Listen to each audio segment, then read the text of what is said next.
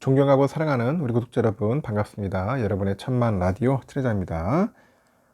오랜만에 또 바닷가도 보고 국밥도 먹고 여기저기 돌아다니면서 힐링 아닌 힐링을 하고 있습니다. 좀 빡세게 살고 있어요. 전 회장이 빡세게 살고 있고 아침 일찍 일어나 가지고 또 여러분들께 또 인사 드리러 왔습니다. 인사도 드리고 또 삼성전자 또 영상도 올려야 하지 않겠습니까? 하여튼 우리 사랑하는 구독자분들 다 잘 됐으면 좋겠어요. 다 잘 되길 바라고 오늘 하루도 기쁜 일이 가득했으면 좋겠습니다. 요즘 제가 좀 약간 발음이 좀 새는 것 같아요. 거의 꿀보이스가 아니라서 여러분들에게 좀 송구스럽게 생각하고 그냥 편하게 들어주십시오. 제가 무슨 아나운서 앵커도 아니기 때문에 그냥 동네 이웃집 오빠 동생으로서 생각하고 들어주시면 됩니다. 우리가 사람을 바꾸는 방법은 딱 세 가지뿐이다. 사람을 바꾸는 방법. 진짜로 내가 바꾸고 싶은 사람이 있어. 좀 바꾸고 싶어, 사람 좀. 그런 사람을 바꾸는 방법이 있다니까. 무슨 이야기가 있냐? 영국에 보면은 이코노미스트가 있어요. 그 이코노미스트 그 잡지죠. 그 잡지에서 5대 경영 구루 중 한 명으로 꼽았던 컨설턴트 오마에 게니치, 일본 사람 같아요. 오마에 게니치. 이 오마에 게니치가 사람을 바꾸는 방법은 딱 세 가지밖에 없다고 언급을 했습니다. 첫 번째 뭐냐? 시간을 달리 쓴다. 시간을 달리 쓴다. 어제와 똑같이 시간을 쓰면서 오늘이 달라지기를 바랄 수는 없는 겁니다. 그래서 소중한 일에는 시간을 더 쓰고 불필요한 일에 쓰는 시간을 줄여야 한다는 거야. 불필요한 일에는 시간을 줄이자. 하여튼 우리가 보면은 소중한 일에는 시간을 좀 적게 쓰는 것 같더라고. 좀 많이 썼는데 거꾸로 하는 것 같습니다. 그리고 하루쯤 날을 잡아가지고 여러분의 그런 하루 일과를 한번 기록을 해보세요. 그리고 그 중에서 불필요한 일에 쓰는 시간을 제거를 하시고요. 여러분의 발전을 위해서 필요한 일을 하는데 한번 쓰는 시간을 늘려보시라는 겁니다. 두 번째는 머무는 장소를 바꾼다. 새로운 환경을 조성하라는 겁니다. 조성해라. 이사도 좋고 이직도 좋고 여행도 좋다. 내가 이제껏 살아온 환경과는 그 다른 새로운 환경, 이 새로운 환경을 만들어야 한답니다. 만들어야 한다. 그래서 머무는 장소를 바꾸시고요. 항상 같은 곳에 머물러 있으면은 새로운 것을 발견할 수가 없습니다. 그 새로운 것은 새로운 곳에 가야만이 발견할 수 있어. 아주 중요하죠. 새로운 것은 새로운 곳에 가라. 그래야지 발견할 수가 있다. 세 번째, 만나는 사람을 바꾸라는 겁니다. 만나는 사람을 바꾼다. 똑같은 사람을 계속 만나면은 새로운 기회는 찾아오지 않습니다. 그래서 새로운 사람을 만나야지 새로운 운과 기회가 오는 겁니다. 운, 기회가 온다. 가장 큰 배움은 뭐냐? 사람에게서 배우는 거야. 사람에게서. 그래, 불필요한 만남을 제거하고요. 배울 것이 많은 사람을 만나라는 겁니다. 한번 실천해 보십시오. 첫 번째, 시간을 달리 쓴다. 두 번째, 머무는 장소를 바꾸고, 세 번째, 만나는 사람을 바꾼다. 그리하면은 여러분들에게 좋은 일들이 있을 겁니다. 한번 실천해 봅시다. 그러면 또 삼성전자 이야기를 한번 해볼게요. 이 사진 속에 있는 그 이거 폰인지 뭔지 하여튼 보이는 게 있어요. 이게 폰 같다. 이 플렉스 X라고 하는데 플렉스 X 삼성 디스플레이가 지난 2월 말에 바르셀로나에서 열린 그 모바일 월드 콩그레스에서 그 보여준 것 같아요. 공개한 건데 이게 보면 휴대폰인지 태블릿 PC인지 이게 두 번 접는 삼성폰 그런 이야기를 하고 있는 것 같습니다. 삼성전자가 이르면 올해 하반기에 출시할 것으로 예상되고 있는 두 번 접는 그 스마트 기기예요. 태블릿 PC일 것이라는 그런 관측이 있는데 삼성은 스마트폰에 이어서 태블릿 PC에도 이렇게 폴더블 폼팩터를 적용하면은 괜찮을 것 같아요. 하여튼 이런 제품을 이제 시장 공략이 나설 것 같다 그런 이야기가 있어요. 해외 IT 전문 매체 샘 모바일에서 그 IT 팁스터 그 레베그너스의 말을 인용하면은 삼성은 이르면은 오는 8월인가 그럴 것 같아. 8월에 트리폴드가 뭐냐? 3번 접는 거야, 3번. 3중 접힘. 이 태블릿 PC 제품인 갤럭시 Z 탭을 처음 선보일 것이다. 그렇게 보도를 했습니다. 앞서 그 레베그너스는 자신의 그 트위터에 갤럭시 Z 탭이 올해 공개되지 않는다면은 늦어도 내년에 갤럭시 Z 폴드하고 폴드 6, Z 플립 6하고 함께 뭐 공개될 것이다. 그런 이야기를 해요. 갤럭시 Z 탭은 삼성전자가 지난해 하반기 출시한 그 갤럭시 Z 폴드 4 이거보다도 화면이 3인치 가량 큰 10인치 크기의 태블릿 PC로 추정이 되는데 특히 2개의 경첩을 적용해 가지고 3중접이식 디스플레이를 적용할 것이라는 관측이 우세하더라고요. 완전히 다 펼쳤을 때는 그 대화면 태블릿 PC 그 크기인데 디스플레이를 반으로 다 접었을 때는 일반적인 스마트폰 크기까지 줄어든다는 거죠. 크기가 줄어든다. 보통 스마트폰 크기로 줄어드는 거예요. 또 커버 스크린을 통해서 스마트폰 기능을 제공할 가능성이 높네요. S펜도 기기에 부착할 수 있는 방식으로 탑재될 것이라고 그런 이야기들도 있습니다. 삼성은 세계 지식 그 재산권 기구에 디스플레이 후면에 S펜을 끼워 가지고 그 보관하는 방식으로 특허를 출원한 바 있습니다. 이렇게 올해 들어서 접는 스마트폰 전쟁은 그 전는 태블릿 PC 싸움으로 옮겨갈 것 같아요. 이미 중국 그 레노버가 지난 2020년 세계 최초 폴더블 노트북 겸 태블릿 PC인 싱크패드 X1 폴드를 출시했고, 대만의 에이수스도 지난해 젠북 그 세븐틴 이 폴드를 출시했네요. 업계에서는 그 폴더블 기술이 발전을 하면서 스마트폰과 태블릿 그 PC 경계를 약간 무너뜨리지 않겠냐, 뭐 그런 이야기도 있는 것 같습니다. 만약 삼성전자가 그 폴더블 태블릿 PC를 출시하면은 경쟁사인 애플보다 1년 먼저 시장을 선점할 수 있을 것으로 보고, 글로벌 시장 조사 기관에서도 그래요. 애플이 이르면 24년에 폴더블 태블릿 PC를 출시할 것이다 주장을 했는데, 기존의 아이폰 시장을 잠식하지 않기 위해서 폴더블 아이폰 출시를 좀 더 늦출 수 있을 것이다, 그런 이야기들도 한다는 겁니다. 상당히 흥미롭네요. 보니까 반으로 접는다. 반으로 접어가지고 사용하는 그런 폰이 나올 것 같은, 폰이라고 할지 모르겠다. 태블릿 같기도 하고 상당히 이색적이네요. 그래서 미국에서 또 주파수 가지고 난리네. 주파수. 이 주파수를 분배하는 그 통신당국의 그 주파수 경매 권한 상실로 현재 주파수 분배가 중단이 됐어요. 그래서 주파수를 할당받는 현지 이동통신사뿐 아니라 삼성전자와 같은 국내 그 통신장비 공급사도 긴장을 하고 있답니다. 주파수 할당 부재로 인해서 네트워크 인프라 투자도 함께 지연이 돼가지고 그 현지 통신장비 공급에 차질을 빚을 수 있다는 그런 우려의 목소리가 나오고 있어요. 이런 상황이 지속될 경우 글로벌 이통사하고 통신장비사들의 경영 부담도 가중되겠지. 11일 업계에 따르니까 미국의 연방통신위원회 FCC라고 있는데 여기에서 30년 만에 주파수 경매 권한을 상실을 했어요. 지난 1994년이에요. 이때 그 전파법에 따라 가지고 일몰제 형태로 FCC에 부여된 그 주파수 경매 권한의 일몰이 연장되지 않았기 때문이다, 그런 이야기가 있습니다.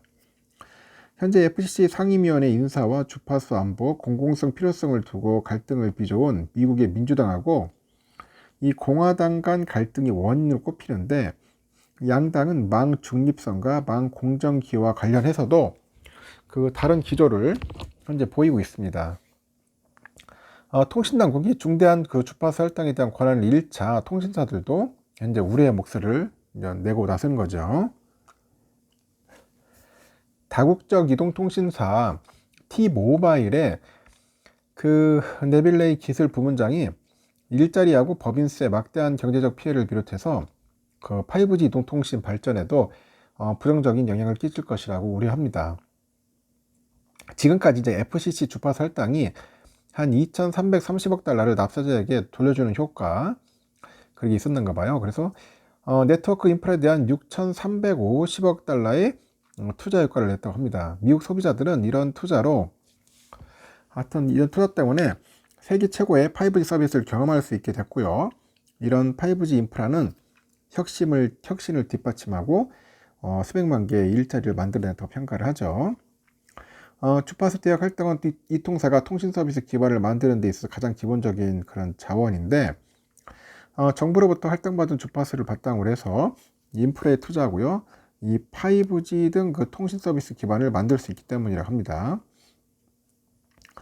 이번 사태로 이 통사뿐 아니라 그 삼성전자, 노키아, 그 에릭슨, 하여튼 이 미국의 통신 장비를 제공하는 업체들도 긴장을 하고 있어요. 글로벌 통신업계 관계자는 주파수 할당은 전 세계적으로 통신사는 물론이고 통신 장비 업체들도 관심을 가지는 분야야. 통신 장비사들이 어느 통신사가 주파수를 할당받는지, 어느 대역을 받는지에 대해서 관해서 예측 가능성을 높이려는 것은 결국에 그 장비 공급과 그 맞닿아 있기 때문이라고 설명을 합니다. 국내 기업 중에서 대표적으로 삼성전자가 미국의 수조 원대 규모의 통신 장비 수주 계약을 미국의 이통통신사하고 이제 맺고 있는 것 같습니다. 삼성은 미국에서 2020년 그 버라이즌하고 약 8조 원 규모의 5G 장비 대규모 공급 계약을 그 수주한 데 이어가지고 지난해는 미국 케이블 사업자죠. 그 컴캐스트하고 올해는 미국 제2통사 DC 네트워크, 하여튼 5 장비 솔루션 수주 계약을 체결한 거예요. 미국은 가장 큰 통신 장비 시장 중 하나라고 합니다. 그 삼성 입장에서도 이번 주파수 할당 그 중단 사태가 장기화될 경우 5G 장비 공급의 차질을 좀 우려할 수밖에 없다. 그런 이야기들도 좀 떠들고 있습니다. 코스피가 이전 2,500을 돌파하면서 그 앞으로의 전망에도 관심이 쏠린다, 그런 이야기들이 있는 것 같습니다. 그래서 감산에 대해서 한번 이야기를 해볼게요. 감산, 그 반도체의 힘이죠. 삼성전자의 힘.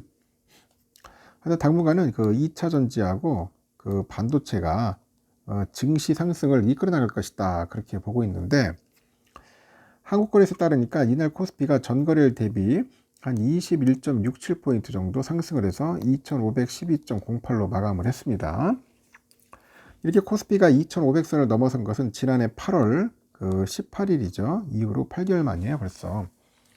외국인들이 7,410억 정도 순매수를 기록을 했는데 지수 상승을 이끌은 겁니다. 그래서 국내 증시 강세 배경으로 뭐로 보냐, 이 선진국의 물가 안정화로 미국의 연방준비제도의 경색적인 통화정책에 대한 공포감이 좀 줄어들었고, 한미 금리차 부담이 완화되면서 한국은행의 금리 인상 부담이 경감됐다고 이제 풀이를 하는 것 같아요. 실제 지난 그 7일 날 삼성의 그 실적 발표 이후에 외국인들의 순매수가 커진 상황인데, 외국인들은 코스피에서 지난 7일 6,951억, 그리고 이날은 7,410억 정도 사들였습니다. 하여튼 이틀간 그 외국인들이 삼성전자를 1조 1786억 상승, 1조 1786억, 하이닉스는 908억 샀어요. 지난 10여 년을 봤을 때 4월에는 특히 외국인들의 순매수가 강하다는 거죠. 이렇게 경험적으로 삼성전자의 외국인 매수 형태를 보니까 평균적으로 4월에는 그 매도보다는 매수 우위를 보이는 것 같아요. 매수. 연간을 볼 때 1, 4분기 저점을 찍고 이익이 상승하는 수준이 많았기 때문이다, 그런 얘기가 됩니다. 이익 많았기 때문이다. 또 실적 발표 이전까지 매도로 대응하다가 실적 이벤트가 마무리되면서 매수를 재개하는 경향이 반영된 것일 수도 있다고 하죠. 종목별로 보니까 2차 전지하고 반도체가 가장 증시를 견인 중인 것 같아요. 이날 대표적인 반도체 종목인 삼성하고 하이닉스가 각각 1.08, 2.7% 정도 상승을 했고, 2차 전지 중에 LG화학이 5%, LG에너지솔루션이 2.7% 정도 강세였어요. 당분간 외국인들이 국내 반도체 종목을 대거 사들일 것으로 보는데, 현재 외국인들의 삼성전자 지분율은 고점 58에서 현재는 51%로 떨어진 상황입니다. 과거 연준 기준금리 인상 국면에서 외국인들이 삼성전자를 중심으로 국내 반도체를 순매도했지만은 이후 동결 국면에서는 삼성전자를 중심으로 포지션을 순매수로 전환했다고 하죠. 순매수로. 이어서 외국인들은 과도하게 축소됐던 그 국내 반도체 비중을 이제 확대할 가능성이 있다고 강조를 하는 거예요. 지금 보니까. 그동안 많이 팔았거든. 많이 팔고 비중을 축소했는데 이제는 비중을 늘릴 거다. 전반적인 투자 심리도 회복되는 분위기고, 지난 7일 기준 보니까 투자자 예탁금이 51조 225억 정도 되고요. 3개월 전만 해도 투자 예탁금이 43조 원대 불과했는데, 신용잔액도 19조 2193억으로 증가했고요. 지난 1월 초만 해도 15조 원 가량에 불과했는데, 하여튼 올해는 코스닥 상승을 주도한 전기차 테마 그 온기가 확산이 되고 있어요. 코스피에도 반도체 업종 반등으로 이제 온기를 찾고 있습니다. 이러한 증시의 본기호는 당분간 지속될 것 같고, 미국의 고금리 부담은 좀 낮아졌고, 국내 수급 여건은 개선되고 있기 때문이다. 그런 이야기도 있습니다. 현재 키움증권은 코스피 상단을 2550으로 보는 것 같아요. NH는 한 2530으로 보는 것 같습니다. 3월 말 그 컨퍼런스 콜하고 SK하이닉스의 실적까지 확인해 봐야겠지만은 외국인과 기관의 동반 그 대규모 순매수에서 추정할 수 있듯이 시장에서는 반도체 업황이 최악의 상황을 지나고 있다는 전망에 좀 힘을 싣고 있어. 그래서 이번 주에도 외국인들하고 기관을 중심으로 해가지고 대형 세트 업체하고 소부장 등등등 해가지고 이 반도체 업종뿐 아니라 국내 전반적인 그 증시의 수급 여건이 개선될지를 한번 지켜볼 필요가 있지 않느냐, 그렇게 이야기들을 합니다. 감산의 힘이 좀 오래 갈 것 같아요. 감산의 힘. 저는 그리 봅니다. 그리고요, 일본의 현재 보니까 그 디스플레이 산업의 마지막에 자존심이 있어. 재팬 디스플레이 JDI라고 하는데, JDI가 세계 3위 패널 업체 중국 HKC하고 손을 잡고 차세대 중소형 유기 발광 다이오드 올레드를 공동 개발한다고 합니다. 자동차나 뭐 웨어러블 기기 등에 들어가는 그 프리미엄 제품의 그 개발과 양산에 주력할 계획이라고 하는데, 자금 동원력의 강점이 있는 HKC와 협업을 통해 가지고 중소형 올레드 시장을 장악하고 있는 한국 기업들을 현재 추격하기 위한 의도죠. 그 JDI가 10일날 HKC하고 전략적 협력과 관련해서 양해각서를 체결했다고 합니다. 그 HKC하고 차세대 올레드 기술 개발, 공장 건설 등등 해가지고 하여튼 협력할 계획이야. JDI가 2012년 일본 정부 주도로 해가지고 도시바나 소니, 히타치의 그 LCD 사업부가 이제 합쳐져 가지고 탄생한 기업이에요. 애플에는 애플워치용 올레드를 납품하고 있고요. 납품 비중은 LG 디스플레이가 80%, JDI가 한 20% 하는 것 같습니다. 그리고 JDI가 eLEAF라냐, 영어로 ELEAP인데 참 특이한 용어네요. eLEAF, LEAP네. eLEAF는 이걸로 알려진 올레드 패널 신기술을 개발 중이랍니다. 그래서 반도체 공정 기술을 활용을 해가지고 더 밝고 수명이 긴 올레드 패널을 제조하는 게 목표인데, 2025년까지 그 이립 그 생산 라인을 준공할 계획이고, JDI는 자사의 기술력하고 HKC의 그 자금 동원력, 인력을 활용하면서 시너지를 낼 거야. 시너지를 낼 것이다.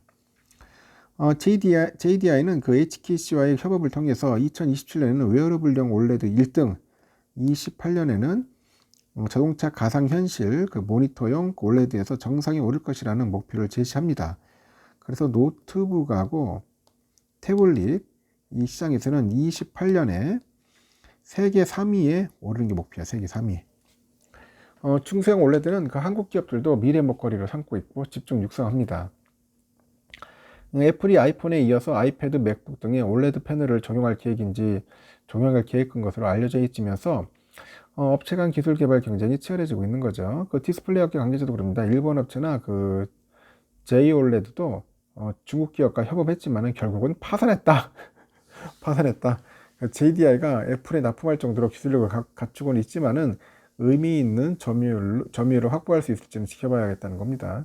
결국 중국 애들하고 붙어봐야 별 도움도 안 될 거다. 뭐 그런 이야기인 것 같습니다. 쉽지 않아. 중국을 내가 폄하하려는 게 아니라 아직까지 기술력이 좀 못 따라오는 것 같아. 애들 보면은 어디가 맨날 훔쳐오는 기술 가지고 활용만 하다 보니까 안 되는 거야. 좀 제대로 기술자 채용해가지고 이렇게 연구개발 R&D를 해야 생각을 하는데 맨날 어디 훔쳐와가지고 제 스파이처럼 아주 죽는 건 참 문제 있어요. 일단 삼성전자 이야기는 여기까지 하겠습니다. 여러분 좋은 하루 보내시고 오늘도 파이팅 놓치길 바라요.